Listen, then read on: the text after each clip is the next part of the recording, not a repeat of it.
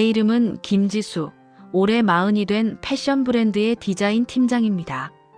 남들은 저를 보고 말합니다. 칼날 같은 셔츠기처럼 한치의 오차도 없는 완벽주의자라고요. 네, 맞습니다.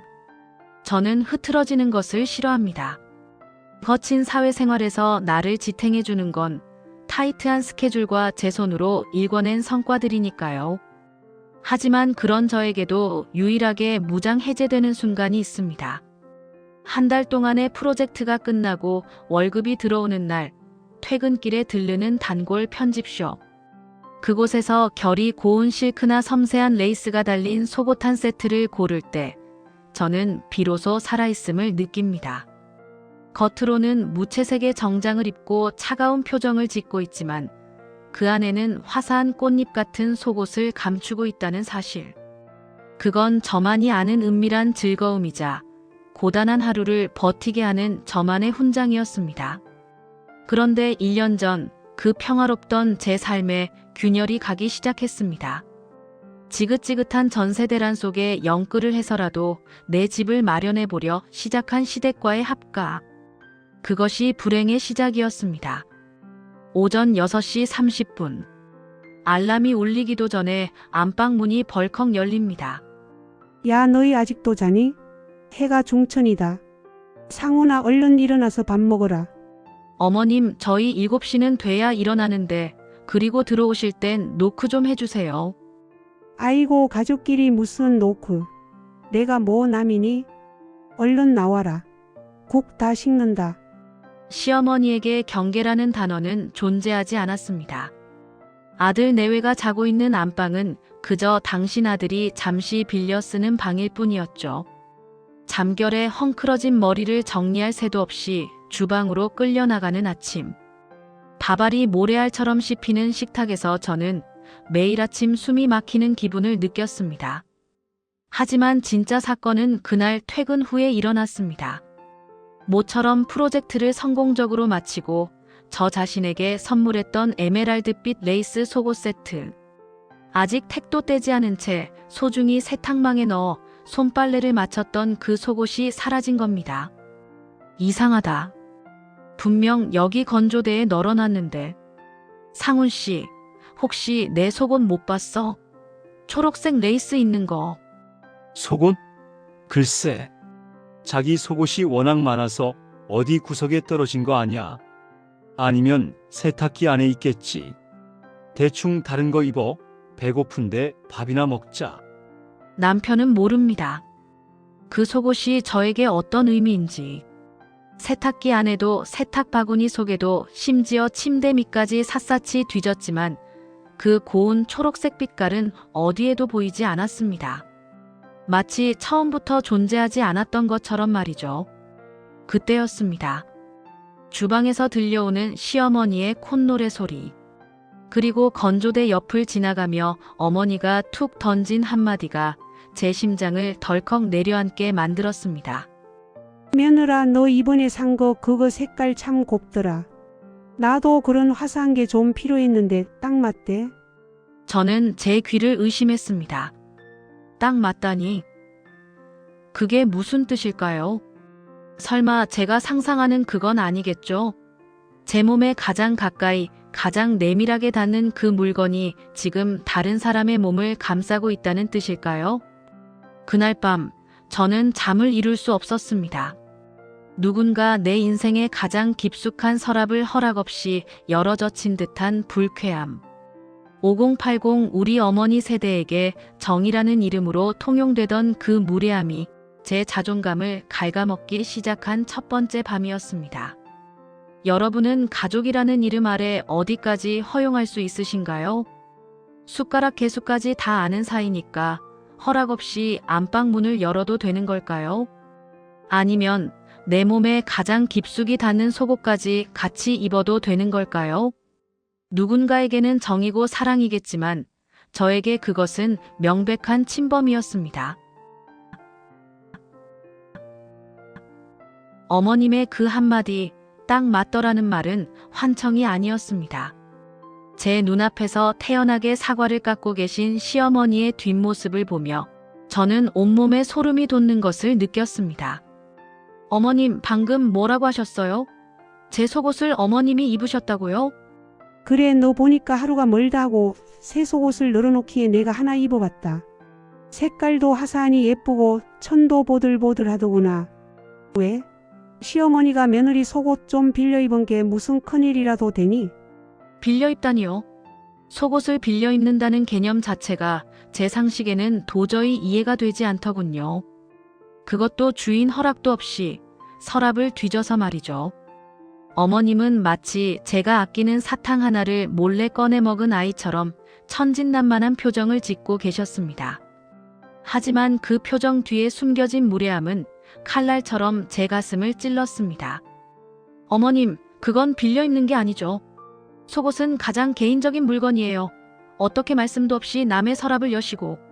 전 이거 정말 불편해요. 다신 그러지 마세요. 얘 좀 봐라. 너 지금 나를 전염병 환자 취급하는 거냐? 한 집 살면서 시어머니가 며느리 속옷 좀 입어본 걸 가지고 어디서 눈을 그렇게 뜨고 따져? 우리 집은 예전부터 나랑 딸이랑 속옷 같이 입고 살았다. 너만 유난스럽게 구는 거야. 유난. 어머님이 휘두르는 가장 무서운 무기는 바로 그 유난이라는 단어였습니다. 저를 예민하고 까칠한 사람으로 몰아세우며 당신의 잘못을 정당화하는 전술이었죠. 제가 정당한 권리를 주장할수록 저는 시댁의 질서를 파괴하는 나쁜 며느리가 되어가고 있었습니다. 퇴근하고 돌아온 남편에게 이 기막힌 상황을 털어놓았습니다. 적어도 제 편이 되어줄 줄 알았던 남편의 반응은 저를 더 깊은 고립감 속으로 밀어넣었습니다. 자기야, 엄마가 좀 옛날 분이라 그래. 우리 집 분위기가 좀 허물없잖아. 속옷? 그거 뭐 얼마 한다고 그래. 내가 내일 백화점 가서 똑같은 걸로 10장 사줄게. 응? 엄마 민망하게 고작 그거 가지고 싸우지 말자. 상훈 씨, 지금 이게 돈 문제야? 내 프라이버시가 침해당했다는 거야. 어머님이 내 서랍을 허락 없이 열어보고 내 몸에 닿는 걸 입으셨다고. 당신은 이게 아무렇지도 않아. 아, 진짜 피곤하게 왜 그래? 엄마가 당신 거 훔쳐서 팔기라도 했어? 그냥 예뻐서 한번 입어본 거 가지고 사람을 범죄자 취급하면 어떡해? 당신이 그렇게 예민하게 구니까 엄마도 서운해서 저러시는 거 아니야? 제발 좀 둥글게 살자, 응? 둥글게 산다는 것. 그것은 누군가의 일방적인 희생과 침묵을 담보로 한 가짜 평화였습니다. 남편은 중재자가 아니라 방관자였고 그 방관은 시어머니에게 날개를 달아주었습니다. 그날 이후 집안의 공기는 기묘하게 변했습니다. 제가 거실로 나가면 시어머니는 보란 듯이 한숨을 내쉬었고 남편은 제 눈을 피했습니다. 저는 이 집에서 죄인 아닌 죄인이 되어가고 있었죠. 그런데 말입니다. 어머님의 그 공유 정신은 속옷에서 멈추지 않았습니다. 며칠 뒤 회사 중요한 미팅 때 입으려고 아껴두었던 고가의 실크 원피스가 사라졌습니다. 속옷 사건 이후 제가 옷장 문을 닫아두었음에도 불구하고 말이죠. 이번에도 어머님은 모르는 일이라며 잡아댔습니다. 오히려 저보고 물건 간수 잘 못한다며 혀를 차셨죠. 하지만 며칠 뒤 저는 제 눈을 의심할 수밖에 없는 광경을 목격하고 맙니다. 주말 오후 남편과 오랜만에 영화를 보러 나간 번화가. 저 멀리 화사한 옷차림으로 낯선 남자와 마주 앉아 웃고 있는 시누이가 보였습니다. 그런데 시누이가 입고 있는 저 옷, 낯이 너무나 익었습니다. 분명 제 옷장에서 사라졌던 남편과의 첫 데이트 때 입었던 바로 그 원피스였습니다. 머릿속이 하얘졌습니다. 속옷은 시작일 뿐이었던 걸까요? 시어머니와 시누이, 두 모녀가 제 인생을 어디까지 야금야금 갉아먹고 있었던 걸까요? 저는 더 이상 둥글게 살지 않기로 마음먹었습니다. 이제는 제 서랍을, 아니, 제 인생을 지키기 위해 이들이 가장 두려워하는 방식으로 맞서야 할 때가 왔음을 직감했습니다. 그렇게 시댁과의 전쟁이 시작되었습니다. 기막힌 우연은 때로 잔인한 진실을 동반합니다. 내가 가장 아끼던 추억이 다른 사람의 몸 위에서 값싼 장신구처럼 쓰이고 있는 걸 본 적이 있으신가요? 그 순간 사람의 이성은 끊어지고 심장은 얼음장처럼 차가워집니다. 저에게 그날은 단순한 도난 사건을 넘어 인간에 대한 마지막 신뢰가 무너진 날이었습니다. 남편과 결혼 기념일을 앞두고 오랜만에 나선 서울 나들이였습니다. 그런데 제 눈길을 사로잡은 건 창밖의 풍경이 아니었습니다. 건너편 카페 테이블, 수줍게 웃으며 소개팅 중인 한 여자. 바로 제 시누이 소영이었습니다. 상훈 씨 저기 좀 봐. 소영 아가씨 아니야? 진짜 소영이네. 저 녀석 소개팅 한다더니 저기 있었구먼. 근데 자기야, 아는 척하지 말자 방해되잖아. 남편은 서둘러 고개를 돌렸지만 저는 그럴 수 없었습니다. 아가씨가 입고 있는 그 옷, 꽃무늬 디자인이 들어가 있는 반팔 원피스, 그리고 소매 끝에 독특한 단추. 그건 제가 5년 전 상훈 씨와 처음 만났을 때 입었던 원피스였습니다. 제가 가장 아껴서 1년에 딱 한두 번, 특별한 날에만 꺼내 입던 제 분신 같은 옷이었죠. 아가씨, 여기서 보네요. 소개팅 중이신가 봐요. 세연님, 여기는 어쩐 일로? 오빠랑 데이트 나오셨어요? 아가씨 옷이 참 화려하면서 예쁘네요. 근데 이 원피스 어디서 샀어요? 디자인이 제 거랑 너무 똑같아서요. 아, 이거요? 이거 지난주에 인터넷 쇼핑몰에서 산 거예요.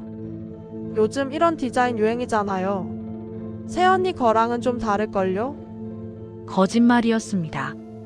그 옷 왼쪽 겨드랑이 안쪽에는 제가 실수로 묻혔던 작은 잉크 자국이 그대로 있었습니다. 세상에 단 하나뿐인 제 흔적이었죠. 아가씨는 제 시선을 피하며 서둘러 자리를 뜨려 했습니다. 뒤따라온 남편은 제 팔을 붙잡으며 오히려 저를 나무랐습니다. 자기야, 진짜 왜 그래? 사람들 다 보는데 동생 망신을 꼭 그렇게 줘야겠어? 비슷할 수도 있지. 그게 뭐라고 애를 잡아? 비슷해? 상훈 씨, 저 옷 당신이랑 나 처음 만날 때 내가 입었던 옷이야. 당신이 제일 예쁘다고 해줬던 그 옷이라고. 그런데 저게 자기가 그때 입었던 옷이라고. 당신 정말 바보야? 아니면 바보인 척하는 거야? 남편의 눈빛에는 미안함보다 피곤함이 더 컸습니다. 그 눈빛을 보는 순간 저는 깨달았습니다. 이 집안에서 제 공간과 제 추억은 지켜야 할 대상이 아니라 그저 나눠 써도 되는 소모품일 뿐이라는 것을요. 집에 오자마자 저는 옷장을 열어 젖혔습니다. 그리고 미친 듯이 옷들을 헤치기 시작했습니다. 불길한 예감은 틀린 적이 없죠. 사라진 건 속옷과 꽃무늬 원피스 한 벌만이 아니었습니다. 제가 결혼 전부터 모아온 고가의 실크 블라우스 2벌, 명품 가디건, 그리고 출장 때 샀던 가죽 치마까지. 제 보물 창고는 이미 털린 뒤였습니다. 거실로 나가 시어머니 앞에 섰습니다. 시어머니는 아무 일 없다는 듯 드라마를 보며 귤을 까 드시고 계셨습니다. 어머님, 제 옷들 아가씨한테 다 주셨어요? 제가 분명히 말씀드렸잖아요. 제 물건 손대지 마시라고요. 아이고 또 시작이네. 옷장에 옷이 산더미같이 쌓여있던데 너는 입지도 않더만. 소영이는 지금 직장도 쉬고 돈도 없는데 소개팅 나갈 옷 한 벌 없어서 기가 죽어있기에 내가 몇 벌 챙겨줬다. 그게 무슨 천인공 노할 죄라도 되니? 그 옷은 엄연히 제 소유잖아요. 제가 어떻게 이래서 산 옷들인지 어머니가 아세요? 그건 제 유일한 즐거움이었다고요. 즐거움? 옷 몇 벌에 즐거움 운운하는 거 보니 너도 참 천박하기 짝이 없네. 가족끼리 좀 나눠 입는 게 그렇게 아까우면 애초에 이 집에 들어오지 말았어야지. 너 같은 며느리 무서워서 어디 살겠냐? 어머니의 사자후 뒤로 남편의 깊은 한숨 소리가 들렸습니다. 자기야, 제발 그만 좀 해. 그 말이 제 심장에 마지막 쐐기를 박았습니다. 저는 그 자리에서 아무 말도 하지 않았습니다. 울지도 않았고 더 이상 소리를 지르지도 않았습니다. 다만 제 마음속에 아주 높고 단단한 성벽을 쌓았을 뿐입니다. 그리고 그 성벽 위에서 차갑게 내려다보며 결심했습니다. 너그럽고 착한 며느리 김지수는 오늘 여기서 죽었습니다. 이제 저는 제가 받은 상처만큼, 아니 그 이상으로 그들이 가장 소중하게 생각하는 것들을 무너뜨려 줄 생각입니다. 저는 조용히 휴대전화를 꺼내 아가씨가 원피스를 입고 있던 사진을 응시했습니다. 그리고 친하게 알고 지내던 변호사 선배에게 메시지를 보냈습니다. 가족 간의 절도죄, 확실하게 입증할 방법 좀 알려줘. 다음 날 아침, 저는 평소보다 훨씬 밝은 표정으로 시어머니께 인사를 건넸습니다. 시어머니는 제가 굴복한 줄 알고 쾌재를 부르셨겠지만 시어머니는 모르실 겁니다. 제가 방금 설치한 옷장 안의 소형 카메라가 지금 이 순간 무엇을 찍고 있는지 말이죠. 손버릇 고약한 뻔뻔한 쥐새끼를 잡으려면 제대로 된 덫을 놓아야 하는 법이니까요. 월요일 오후 연차를 낸 저는 반찬 통 몇 개를 들고 아가씨의 자취방으로 향했습니다. 시어머니가 시키신 심부름이라며 관리인에게 문을 열어달라 했죠. 평소 제 연락을 피하던 아가씨는 집을 비운 상태였습니다. 문을 열고 들어선 자취방은 가관이었습니다. 방 한쪽 행거에 걸린 익숙한 옷들. 그건 제 옷장에서 사라졌던 제 분신들이었습니다. 하지만 진짜 충격은 따로 있었습니다. 정말 이 정도였어? 서랍장 안에는 제가 아끼던 브랜드의 속옷들이 세트별로 차곡차곡 정리되어 있었습니다. 심지어 아직 택도 떼지 않은 새 제품들까지요. 저는 차분하게 휴대폰을 꺼냈습니다. 그리고 옷장의 옷들과 서랍 속 속옷들, 집안 곳곳에 흩어진 제 물건들을 하나하나 동영상으로 찍었습니다. 증거 수집은 완벽했습니다. 온 가족이 모인 저녁 식사 시간. 저는 밥그릇을 내려놓고 휴대폰을 식탁 중앙에 올렸습니다. 화면 속에는 조금 전 찍어온 아가씨의 방 영상이 흘러나오고 있었죠. 이게 뭐냐? 너 지금 남의 딸 방에 몰래 들어간 거냐? 남의 딸 방이 아니라 작물이 보관된 현장을 확인한 겁니다. 어머님, 그리고 아가씨. 제 옷장에 설치한 카메라 영상도 보여드릴까요? 어머님이 제 옷장을 뒤져서 아가씨 쇼핑백에 옷을 담아주시더군요. 두 분 환상의 호흡이셨어요. 새언니, 진짜 너무한 거 아니야? 가족끼리 좀 빌려 쓴 거 가지고 무슨 도둑놈 취급을 해? 내가 다 돌려주면 될 거 아니야. 아니요. 돌려받지 않습니다. 남이 입던 속옷, 이미 늘어난 원피스, 전 필요 없거든요. 대신 여기 영수증 보세요. 도난당한 물품의 원가와 정신적 피해 보상, 그리고 합의금을 포함해 총 600만 원입니다. 600만 원이라니? 지금 제정신이야? 엄마랑 동생한테 이게 무슨 짓이야? 상훈 씨, 당신은 선택해. 지금 이 자리에서 가족의 이름으로 이 범죄를 덮을 건지, 아니면 내 남편으로서 최소한의 도리를 할 건지. 600만 원 이번 주까지 입금 안 되면 전 이 영상 들고 바로 관할 경찰서로 갑니다. 친족 상도래요? 아가씨는 동거 가족이 아니라서 처벌 가능하다고 변호사 자문 끝냈습니다. 집안은 숨막히는 정적이 흘렀습니다. 시어머니는 가슴을 쥐어짜며 뒷목을 잡았고 아가씨는 억울함과 공포가 뒤섞인 눈으로 저를 노려봤습니다. 하지만 저는 눈 하나 깜빡하지 않았습니다. 정확히 사흘 뒤 제 계좌로 600만 원이 입금되었습니다. 아가씨가 대출을 받았는지 어머니의 쌈짓돈이 나왔는지는 중요하지 않았습니다. 그리고 저는 며칠 후 또 하나의 폭탄을 던졌습니다. 저 내일 나갑니다. 남양주에 아빠가 마련해 주신 전셋집 계약 마쳤어요. 상훈 씨, 당신 짐은 다 싸놨으니까 같이 갈 거면 내일 아침까지 차에 실어. 너 진짜 독하다. 돈까지 뜯어가고 이제 아들까지 뺏어가겠다는 거냐? 뺏어가는 게 아니라 되찾아가는 겁니다. 제 인생과 제 남편요. 어머님, 가족이라는 핑계로 남의 서랍 뒤지는 짓, 이제 그만하세요. 아가씨도 남의 속옷으로 자존감 채우지 말고 본인 힘으로 사 입으시고요. 남편은 결국 제 짐가방을 들고 뒤를 따랐습니다. 시어머니의 곡소리가 등 뒤에서 들려왔지만 그 소리는 더 이상 제 마음을 흔들지 못했습니다. 600만 원이 찍힌 통장과 남양주 집 열쇠. 그것은 단순한 돈과 물건이 아니라 제가 잃어버렸던 나만의 경계선을 되찾은 훈장이었습니다. 밤 공기가 이렇게 달콤했나요? 뒤로 멀어지는 시댁 아파트를 보며 저는 처음으로 깊은 숨을 내뱉었습니다. 이사 온 지 어느덧 한 달. 이곳의 아침은 더 이상 안방문을 벌컥 여는 소리로 시작되지 않습니다. 창밖에 나뭇잎 흔들리는 소리, 그리고 보글보글 끓는 커피 향기가 저를 깨우죠. 시어머니의 서슬 퍼런 감시도, 남편의 우유부단한 한숨도 없는 오직 우리 부부만의 공간입니다. 물론 시댁의 공격이 완전히 멈춘 건 아니었습니다. 이사 온 첫 주 내내 휴대폰은 쉴 새 없이 울려댔죠. 너 정말 천벌 받을 줄 알아라. 가족 돈을 뜯어가고 아들까지 꼬득해서 나가. 내 아비가 그렇게 가르치더냐?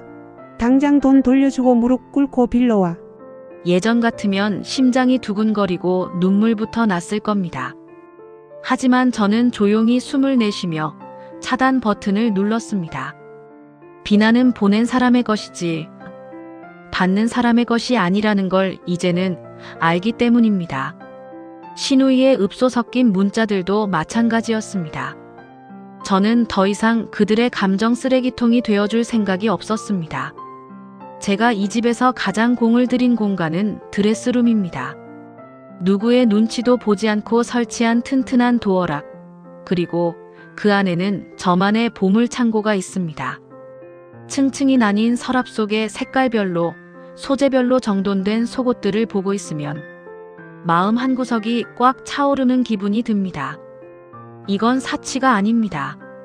무너졌던 제 존엄을 다시 세우는 의식이죠. 자기야, 커피 내려놔서 같이 마실까? 네, 금방 나갈게요. 잠깐만요.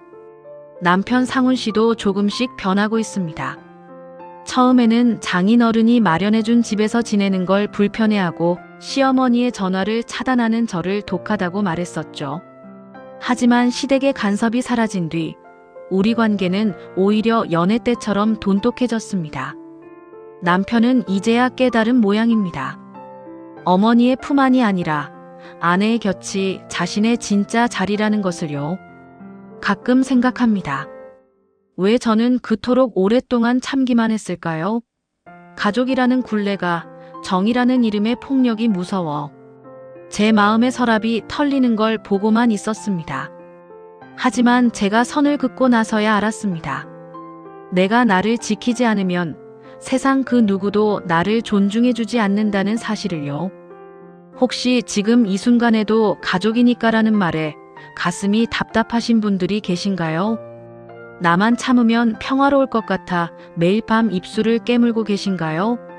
그렇다면 용기를 내어보세요. 그들이 멋대로 넘나드는 당신의 경계선에 단단한 울타리를 치세요. 예의 없는 가족은 남보다 못합니다.